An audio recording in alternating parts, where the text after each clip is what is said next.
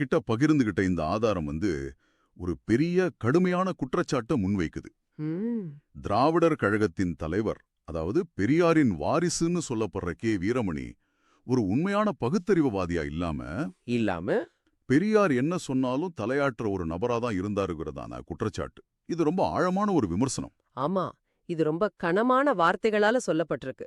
ஒரு இயக்கத்தோட தலைவருக்கும் அவருக்கு பின்னால வந்தவருக்கும் இடையான உறவே இது கேள்விக்குள்ளாக்குது. ஆமா. ஆனா இந்த ஆதாரம் தன்னோட வாதத்தை நிறுவறதுக்கு பயன்படுத்துற ஒரு உத்தி ரொம்ப சுவாரஸ்யமானது. அப்படியா? அது என்ன? அது வீரமணி அவர்களே பெருமையா சொல்லிக் கொள்ற ஒரு சம்பவத்திலிருந்தே தன் விமர்சனத்தை ஆரம்பிக்குது. ஓ, அதாவது வீரமணி தனக்கு சாதகமா நினைக்கிற ஒரு விஷயத்தை எடுத்து அதையே அவருக்கு எதிரான ஆதாரமா மாத்துதா? அதேதான். இத கேட்கவே சுவாரஸ்யமா இருக்கு. சரி, முதல்ல திரு வீரமணி சொல்ற அந்த கதை என்னன்னு பாப்போம். ம், அதுக்கப்புறம் இந்த ஆதாரம் அதை எப்படி தலைகீழா புரட்டி போடுதுன்னு அலசலாம். கண்டிப்பா. வீரமணி அவர்கள் கிட்ட ஒரு பேட்டியில கேக்குறாங்க, என்னன்னு? நீங்க எப்பவாவது பெரியார் சொன்னதை மறுத்து பேசியிருக்கீங்களான்னு. ம். ஓ, இது ஒரு நேரடியான கேள்வி. ஆமா, அதுக்கு அவரு ஒரு சம்பவத்தை விவரிக்கிறாரு. ஒரு முறை திருச்சியில பெரியார் ஒரு கூட்டத்துல பேசுறாரு. சரி. அவர் பேச்சுல ஒரு சட்டத் தகவல் பிழையா இருந்திருக்கு. அதாவது ஒரு சட்டம் மாறிடுச்சு, ஆனா பெரியார் பழைய சட்டத்தை வச்சு பேசிட்டாரு. ஓ, ஒரு ஃபேக்சுவல் எரர். சின்ன விஷயம் மாதிரி தெரியுது. ஆனா ஒரு தலைவர் மேடையில பேசும்போது அது ரொம்ப முக்கியம் இல்லையா? மிக முக்கியம். இத கவனிச்ச வீரமணி அப்போ விடுதலை பத்திரிகையோட பொறுப்புல இருந்திருக்காரு. ஆமா. அதனால பெரியார் தப்பா பேசிட்டார்னு செய்தி வந்துடக்கூடாதுன்னு நினைச்சு அந்த பேச்சு முழுவதையும் பத்திரிகையில வெளியிடாம நிறுத்தி வச்சுட்டார். அடங்கப்பா, ஒரு தலைவரோட பேச்சே நிறுத்தி வைக்கிறதுங்கிறது அது ஒரு பெரிய முடிவு. ஆமா, அதுவும் பெரியார் மாதிரி ஒரு ஆளுமையோட பேச்ச நிறுத்துறது சாதாரண விஷயம் இல்ல. அப்புறம் என்னாச்சு? அடுத்த நாள் பெரியார் சென்னைக்கு வந்ததும் வீரமணி அவரை போய் பார்க்கறார், விஷயத்த சொல்றார். பெரியார் என்ன சொன்னார்? ஆனா பெரியார் உடனே ஏத்துக்கல. இல்ல, எனக்கு சொன்னவங்க சரியாதான் சொன்னாங்கன்னு ரொம்ப உறுதியா இருந்திருக்கார். ஓஹோ. வீரமணி சொல்றாரு, பெரியார் ஒரு விஷயத்த நம்பிட்டா அதிலிருந்து மாத்துறது ரொம்ப கஷ்டம்னு. புரியுது. இங்கதான் உண்மையான உரசல் ஆரம்பிச்சிருக்கும். ஆமா, ரெண்டு பேருக்கும் இடையில ஒரு சின்ன விவாதமே நடந்திருக்கு. ம். வீரமணி தன் தரப்புல, ஐயா உங்களுக்கு தகவல் சொன்னவர் வக்கீல் இல்ல, நான் சட்டம் படிச்சவன். ஆணித்தரமா சொல்றார். ஆமா, எனக்கு தெரியும் சட்டம் மாறிடுச்சுன்னு ரொம்ப உறுதியா வாதாடி இருக்கார். இது ஒரு தொண்டர் இயக்கத்தோட உச்சபட்ச தலைவர்கிட்ட பேசுற பேச்சுங்கிறத நம்ம கவனிக்கணும். அப்பவும் பெரியார் விடலையா? இல்ல, சரி அதுக்கு என்ன ஆதாரம் இருக்குன்னு கேட்டிருக்கார். ஆதாரம் கேட்டிருக்கார். ஆமா, வீரமணி ஆதாரம் வீட்ல இருக்கு, எடுத்துட்டு வர 24 மணி நேரம் டைம் வேணும்னு கேட்டிருக்கார். சரி. அடுத்த நாள் அந்த சட்ட திருத்தத்துக்கான ஆதாரத்தை எடுத்துட்டு வந்து பெரியார் கிட்ட காட்டியிருக்கார். அத பார்த்ததும் பெரியார் ஒரு நிமிஷம் கூட யோசிக்காம, என்ன சொன்னார்? ஆமா நான் பேசினது தவறுதான், நீங்க சொன்னதுதான் சரி அப்படின்னு தன் தவற உடனே ஒப்புக்கொண்டதா வீரமணி சொல்றார். ஆக, இந்த கதைய வீரமணி எதுக்கு சொல்றார்னா, தான் இயக்கத்துல ஒரு தொண்டன் கூட தலைவரோட கருத்தை தப்புன்னு சுட்டி காட்டலாம். ஆமா, அந்த அளவுக்கு கருத்து சுதந்திரம் இருந்துச்சு. பெரியாரும் அதை ஏத்துக்கிற பெருந்தன்மை கொண்டவரா இருந்தாருன்னு காட்டுறதுக்கு தான். கரெக்ட்.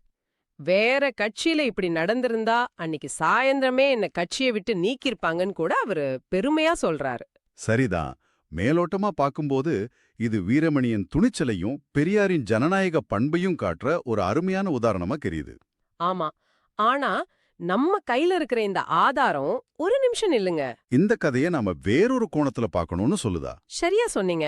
இங்க இருந்துதான் தன்னோட உண்மையான வாதத்தையே ஆரம்பிக்குது. ஓகே, இப்போதான் விஷயத்தோட மையப்புள்ளிக்கு வரும். வீரமணி பெருமையா சொல்ற இந்த கதையை வச்சு எப்படி அவருக்கு எதிரான ஒரு வாதத்தை உருவாக்க முடியுது? அந்த ஆதாரம் ஒரு எளிமையான ஆனா ரொம்ப ஆழமான கேள்விய கேக்குது. என்ன கேள்வி? ஒரு சட்டப்பிழை என்கிற சின்ன ஒரு புறவையான தவறை திருத்திய வீரமணி பெரியாரின் மிகப்பெரிய கருத்தியல் முரண்பாடுகள் விஷயத்திலே இதே துணிச்சலை காட்டினாரா? இதுதான் அந்த கேள்வி. இது ஒரு முக்கியமான வேறுபாடு. அதாவது, சரி தவறுன்னு எளிதா நிரூபிக்கக்கூடிய ஒரு சட்டப்பிழையை சுட்டிக்காட்டுறது வேற, ஆமா, ஒரு தலைவரோட அடிப்படை சித்தாந்தத்துல இருக்கிற முரண்பாட்டை கேள்வி கேட்கறது வேற. அது தலைவரோட ஆளுமையே கேள்வி கேட்கற மாதிரி ஆகிடும். மிக சரியா சொன்னீங்க. ஒரு சட்டப்பிழைங்கிறது ஒரு புறவயமான உண்மை, ஒரு ஆப்ஜெக்டிவ் ஃபேக்ட். அத ஆதாரத்தோட நிரூபிச்சிடலாம். ஆமா, நிரூபிச்சுட்டா ஏத்துக்கிறத தவிர வேற வழி இல்ல. ஆனா கருத்தியல் முரண்பாடுங்கிறது அகவயமானது, சப்ஜெக்டிவ். அத கேள்வி கேட்டா அது தனிப்பட்ட தாக்குதலா பார்க்கப்படலாம், இயக்கத்துக்கே துரோகம் செஞ்ச மாதிரி கூட ஆகலாம். இந்த இடத்துல தான் வீரமணியின் செயல்பாடு எப்படி இருந்துச்சுன்னு இந்த ஆதாரம் தோண்டி துருவுது. அப்போ அந்த ஆதாரம் அதுக்கு எந்த உதாரணத்தை முன்வைக்குது? பெரியாரோட கருத்தியல் முரண்பாடுன்னு எதை சொல்லுது? அதுக்கு ரொம்ப வலுவான ஒரு உதாரணத்தை இந்த ஆதாரம் கையில் எடுக்குது. அது என்ன? இஸ்லாமியர்கள் மற்றும் இஸ்லாம் மதம் பற்றி பெரியார் வெவ்வேறு காலகட்டங்கள்ல பேசிய ஹாண்டாமா எதிரான கருத்துக்கள். ஓ, கேட்க சுவாரஸ்யமா இருக்கு. என்ன அந்த கருத்துக்கள்? ஒரு பக்கம் இந்த ஆதாரம் சுட்டிக்காட்டுறபடி பெரியார் சொல்றார், பார்ப்பனர் துலுக்கரால் தமிழ்நாட்டுக்கு பேராபத்து. ம், முஸ்லீம் ஆட்சியில் மற்ற மக்கள் பட்ட கொடுமை கொஞ்சமா, ஜிசியா போன்ற தனிவரிகள் தொல்லை. ம். இது முஸ்லீம்கள் மேல ஒரு மிக கடுமையான விமர்சனம். சரி, இது ஒரு நிலைப்பாடு. இதுக்கு நேர் மாறான கருத்து என்ன? மற்றொரு சந்தர்ப்பத்துல பெரியார் இஸ்லாமிய கொள்கைகளை வானலாவ புகழ்கிறார். அப்படியா? அவர் சொல்றார், கிறிஸ்தவர்கள் சீர்திருத்தம் செய்ய வேண்டுமானாலும் இந்துக்கள் சீர்திருத்தம் செய்ய வேண்டுமானாலும் புதிய கொள்கைகளை திரு நபி அவர்களிடம்தான் கடன் வாங்கியாக வேண்டும். ஓ, இஸ்லாம் மத கொள்கைகளுக்கு மேலாக ஒரு கொள்கை வகுத்த வேண்டுமானால் அது இப்போதே ருஷ்ய மதமாகத்தான் இருக்க வேண்டும். அடேங்கப்பா! இந்த ரெண்டு மேற்கோளையும் பக்கத்துல பக்கத்துல வச்சு பார்க்கும்போது மலைக்கும் மடுவுக்குமான வித்தியாசம் தெரியுதே. ஆமா இல்லையா? ஒண்ணுல முஸ்லிம்களால் ஆபத்துன்னு சொல்றார், இன்னொன்னுல அவங்க கிட்ட இருந்து தான் கொள்கைகளை கடன் வாங்கணும்னு சொல்றார். ஒரு பத்திரிகை ஆசிரியரா வீரமணிக்கு இந்த ரெண்டு பேச்சும் கண்ணுல படாம இருந்திருக்க வாய்ப்பே இல்லையே. அதுதான் இந்த ஆதாரத்தோட மையவாதம். சட்டப்பிழையை நுணுக்கமா கண்டுபிடிச்ச அதே வீரமணி இவ்வளவு பெரிய தத்துவார்த்த முரண்பாட்டை கவனிக்காம இருந்திருப்பாரா? சாத்தியமே இல்ல. நிச்சயம் கவனிச்சிருப்பார். அப்போ அவர் மனசுல என்ன ஓடி இருக்கும்? ஐயோ, தலைவர் இப்படி முன்னுக்கு பின் முரணா பேசுறாரே, இது இயக்கத்தோட நம்பகத்தன்மைய பாதிக்குமே நினைச்சாரோ? இல்ல. இல்ல? சரி, தலைவர் ஏதோ ஒரு சூழல்ல அப்படி பேசியிருக்காரு, இதை நாம பெருசா எடுத்துக்க வேண்டான்னு அனுசரிச்சு போனாரா? இந்த ஆதாரம் ஒரு கற்பனையான உரையாடலை கூட முன்வைக்குது இல்லையா? வீரமந்தி பெரியார்கிட்ட நேர்ல போய் கேட்டிருந்தா எப்படி இருந்திருக்கும்னு. ஆமா, அந்த பகுதி ரொம்ப கூர்மையா இருக்கு. அந்த ஆதாரம் கேக்குது, சட்டப்பிழையே சுட்டி காட்டின மாதிரி வீரமணி பெரியார்கிட்ட போய், ஐயா, நீங்க ஒரு முறை முஸ்லிம்களால ஆபத்துன்னு சொன்னீங்க, இன்னொரு முறை அவங்க கொள்கைகள் தான் சிறந்ததுன்னு சொன்னீங்க. இப்படி மாத்தி மாத்தி பேசுனா மக்கள் நம்மள பார்த்து சிரிக்க மாட்டாங்களா? நம்ம பகுத்தறிவு நிலைப்பாடு இதுதானா? இதுல எது உங்க உண்மையான கருத்துன்னு தெளிவுபடுத்தினா நல்லா இருக்குமே அப்படின்னு கேட்டிருப்பாரா? ஆமா, அப்படி ஒரு விவாதம் நடந்ததா எந்த பதிவும் இல்லைன்னு அந்த ஆதாரம் உறுதியா சொல்லுது. சரி, அப்படி அவர் கேட்காததுக்கு காரணம் என்னவா இருக்குன்னு இந்த ஆதாரம் சொல்லுது. பயமா இல்ல வேற ஏதாவது காரணமா? இந்த இடத்துல தான் ஆதாரம் தன்னோட விமர்சனத்தை இன்னும் கடுமையாக்குது. அது குத்தூசி குருசாமிங்கிற ஒரு முக்கியமான ஆளுமைய உதாரணம் காட்டுது. குத்தூசி குருசாமி? ஆமா, நம்ம நேர்கள்ல சிலருக்கு அவரை தெரிஞ்சிருக்கலாம். குருசாமி திராவிட இயக்கத்துல ஒரு பெரிய அறிவாளி, மிக துணிச்சலான எழுத்தாளர். சரி. ஆனா அவருக்கும் பெரியாருக்கும் இடையில சில கொள்கை ரீதியான முரண்பாடுகள் வந்தப்போ அவர் இயக்கத்தை விட்டே வெளியேற வேண்டிய சூழல் உருவாச்சு.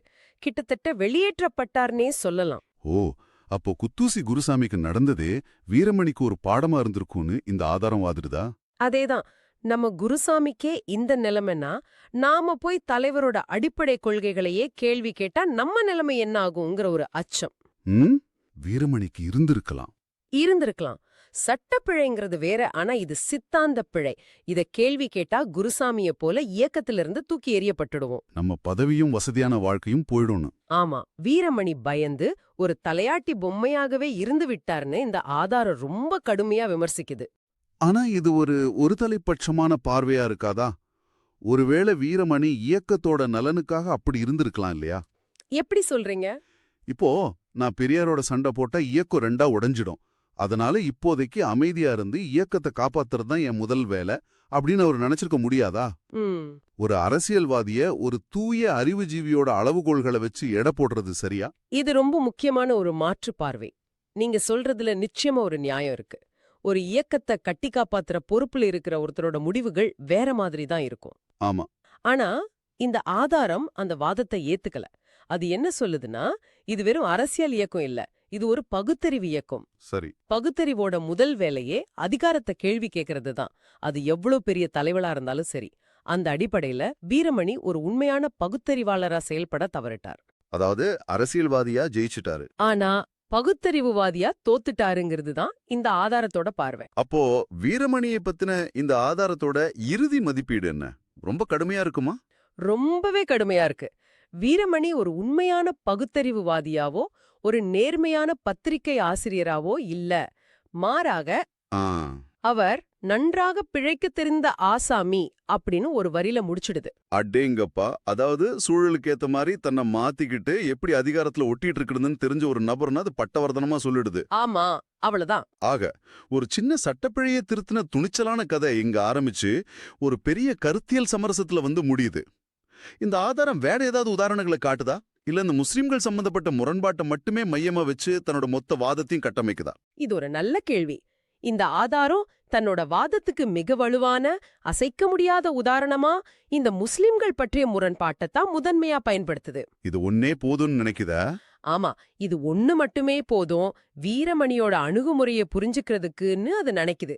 இத ஒரு தனிப்பட்ட சம்பவமா பார்க்காம ஒரு பெரிய போக்கோட அடையாளமா, ஒரு மைக்ரோகாசமா அது முன்வைக்குது.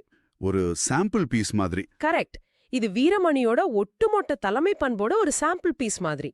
அப்போ இந்த முழு விவாதத்தையும் நாம எப்படி தொகுத்து பார்க்கலாம்? ஒரு பக்கம் வீரமணி சொல்ற கதை, இன்னொரு பக்கம் இந்த ஆதாரத்தோட கடுமையான விமர்சனம். ஆமா, நமக்கு ரெண்டு வேறுபட்ட சித்திரங்கள் கிடைக்குது. ஒன்னு, வீரமணி சொல்றது போல கருத்து சுதந்திரம் உள்ள, தலைவர் தன் தவற்றை ஒப்புக்கொள்ளும் ஒரு ஆரோக்கியமான இயக்கம்.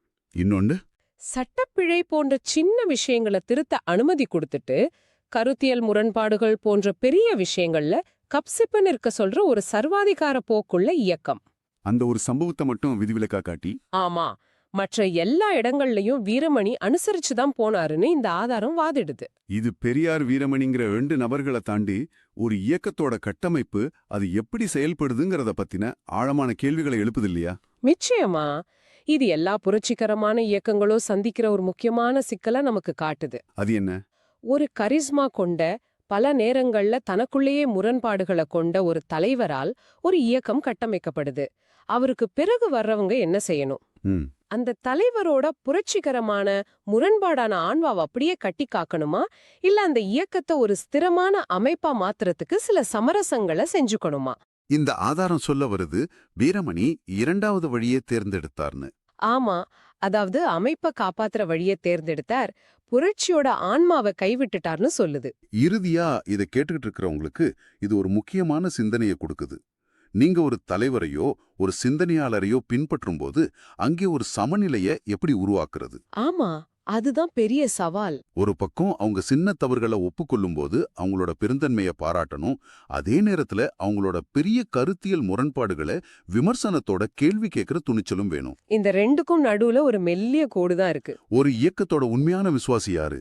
தலைவரோட எல்லா முரண்பாடுகளையும் மீறி அவரை பாதுகாக்கிறவரா, இல்ல அந்த முரண்பாடுகளை சுட்டிக்காட்டி அந்த இயக்கத்தோட சித்தாந்தத்தை தூய்மையா வச்சுக்க முயற்சி பண்றவரா? இது ஒரு எளிதான பதில் இல்லாத கேள்வி.